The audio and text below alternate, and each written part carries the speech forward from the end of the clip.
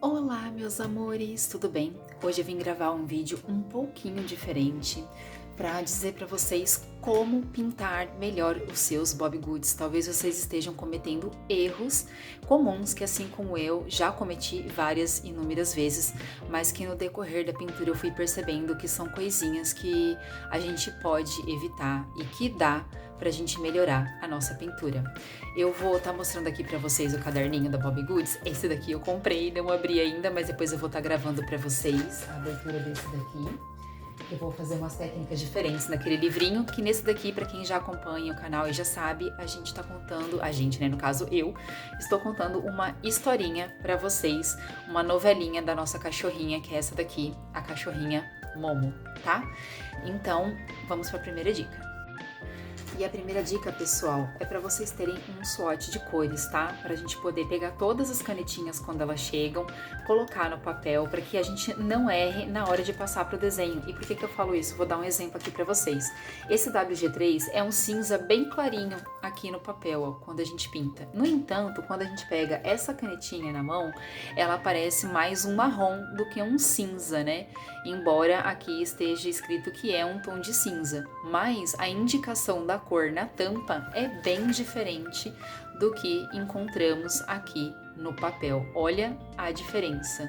E a segunda dica é que qualquer um desses marcadores que nós usamos para pintar, eles transferem absurdamente para o verso do papel, tá?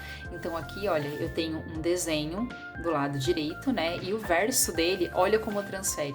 Tá vendo? Isso ocorre com todos os desenhos. Então a gente precisa estar usando uma folha de proteção no posterior desse desenho. Eu costumo usar aqui, ó, é uma pastinha, tá vendo? Ó, eu comprei na papelaria e aí normalmente eu venho aqui na hora de pintar, coloco e pinto para estar protegendo o próximo desenho. Porque imagina se eu não coloco essa folha de proteção, eu começo a pintar, esse desenho aqui ficaria manchado.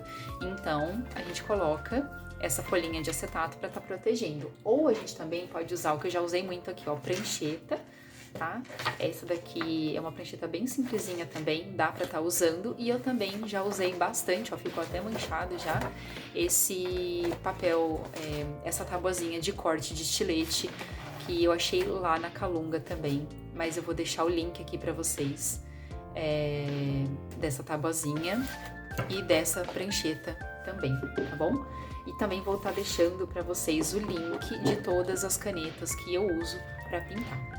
E a terceira dica, pessoal, são canetas brancas, tá? Eu uso muito esses três tipos de caneta branca, que é uma com a ponta bem mais grossa, que é o que eu uso para fazer essas florzinhas no cabelo, alguns pinguinhos em alguns lugares específicos, alguns detalhes. Eu usei bastante essa caneta grossa para fazer esse detalhe do edredom também, para quem já viu o vídeo desse desenho que tá lá no canal. Eu usei também aqui, ó, para fazer o detalhe do roupão, deixar essa pelúciazinha. Então a gente acaba usando bastante caneta branca. Eu uso muito essa daqui também, que eu comprei na Temu, gostei bastante. A ponta dela, ó, é um pouquinho mais grossa do que a caneta branca comum que a gente usa. E essa daqui, ó, é mais grossa ainda, ó. Tá vendo? Essa daqui é a Posca 5, PC5M, tá vendo? Então uso bastante essa.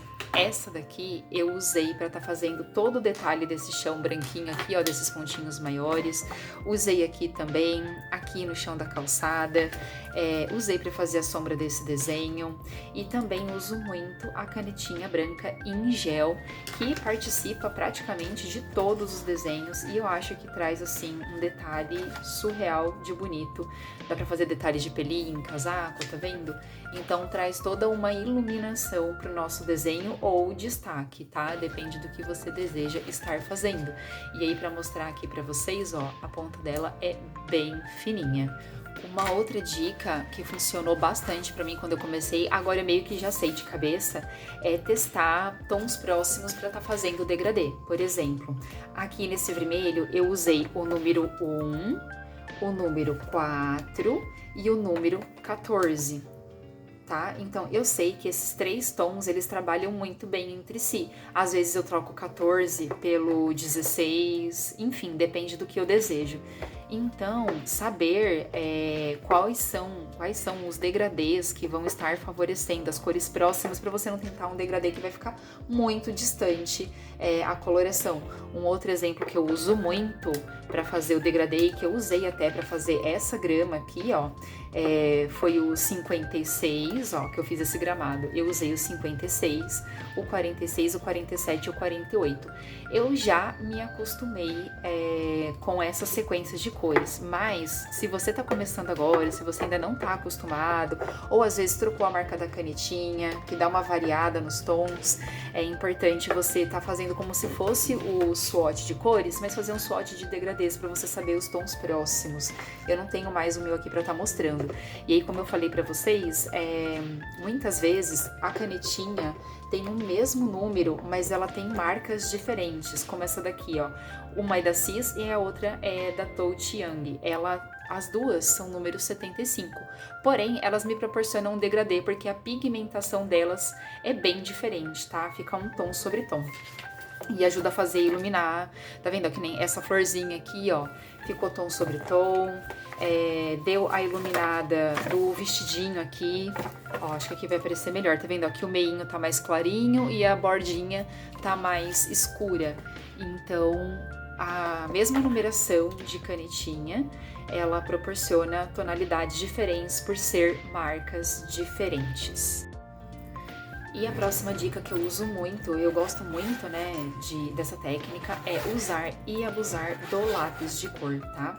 Eu tô acostumada a usar esse lápis de cor aqui da linha Carbon, da Léo & Léo. Eu vou deixar o link aqui pra vocês também. Eu tenho algumas cores e eles ajudam muito a trabalhar sombra, fazer vidro. Tem alguns lápis que são metalizados, neon, então ajuda bastante no desenho.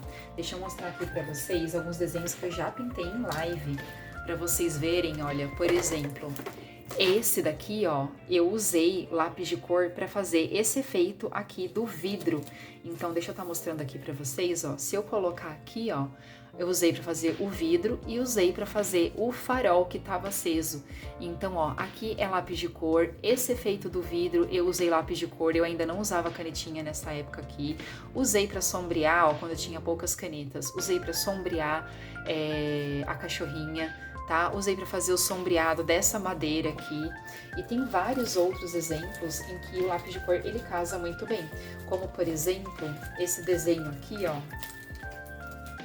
que é da Nike, da Fofuxi Coloring. Olha, todo o sombreado dele e os pelinhos, ele foi feito com lápis de cor, tá, gente?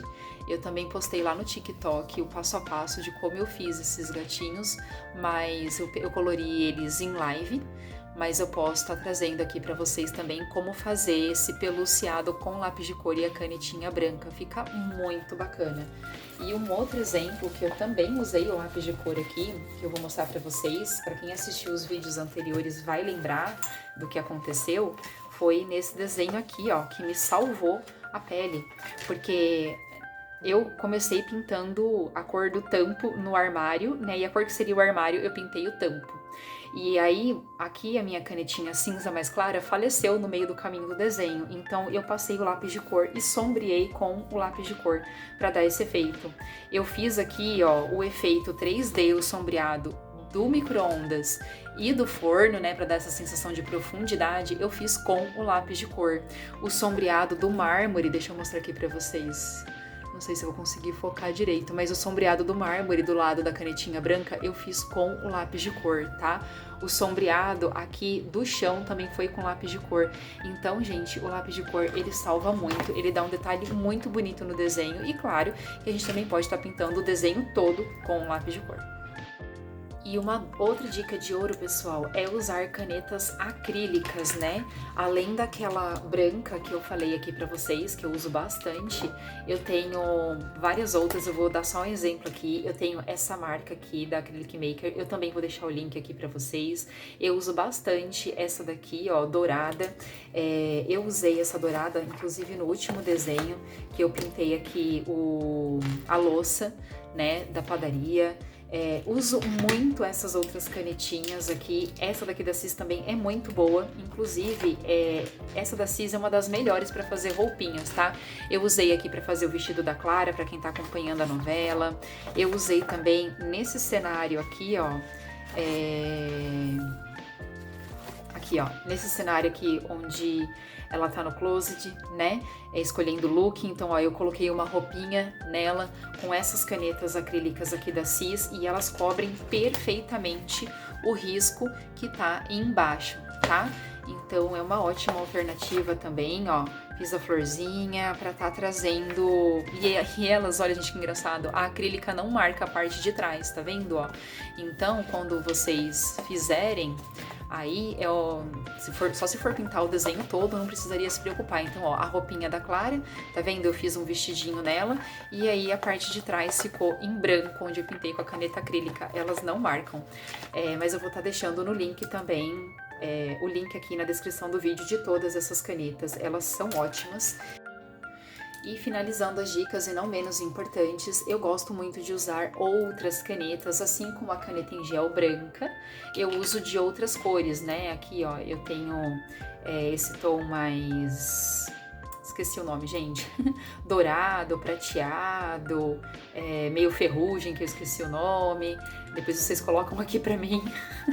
E ajuda bastante. Eu gosto muito de usar as canetas douradas também nos desenhos, principalmente para fazer estampas, tá bom? Então, essas são as dicas, pessoal. Eu espero que vocês tenham gostado. E isso daqui dá uma super diferença nos desenhos, no dia a dia, tá bom? Beijos, até o próximo vídeo.